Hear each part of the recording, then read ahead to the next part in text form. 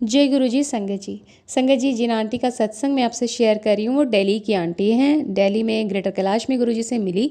गुरु जी उस वक्त पर चंडीगढ़ चले गए थे, तो ये आंटी, इनकी दुकान थी करोल बाग में। तो ये मॉर्निंग में ना गुरु जी के स्वरूप के आगे आती और कहती गुड मॉर्निंग गुरु जी। उसके बाद इन्होंने एक शीशी बनाई हुई थी पिस्ता और बादाम की, उसका भोग लगाया करती। अगर दो पिस्ता निकालती तो एक पिस्ता खुद, एक पिस्ता अंकल को दिया करती। और गुरु जी को सारा जो पिछले दिन का पूरा दुकान में क्या क्या हुआ, कौन आया, सब कुछ उन्हें बताया करती थी। तो उस टाइम पर गुरुजी चंडीगढ़ में थे, तो आंटी एक बार उनसे मिलने के लिए वहाँ पर गए चंडीगढ़। तो पंचकुला की तरफ पे कोई ब्रिज बन रहा था डाइवर्जन से। दिन में तो ये पहुँच गए, बट रात के करीबन 2 बजे थे और गुरुजी ने कहा दिल्ली वाले वापस जाओ। अब आंटी अंकल वापस के लिए निकल गए, गुरुजी का हुक्म था, रात में ही निकलना था।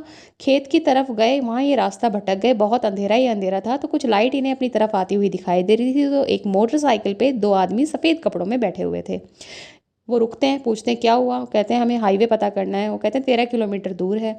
अब आंटी की जो मदर इन लॉ है वो भी इनके साथ कार में थी, तो वो कहती हैं कि आतंकवादी तो नहीं है, बिकॉज उन दिनों बहुत आतंकवादी का डर हुआ करता था, देर रात हो चुकी थी।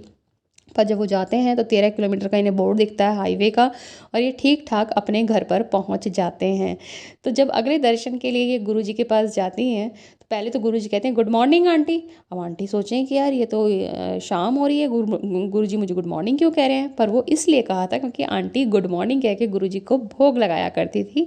और दूसरा, फिर गुरु जी ने बोला और उस दिन क्या हुआ, रास्ता भटक गई थी। तो आंटी कहती है हाँ गुरु जी वो आप थे। कह रहे और क्या, तूने मुझे पुकारा, मैं तेरी मदद करने के लिए आ गया।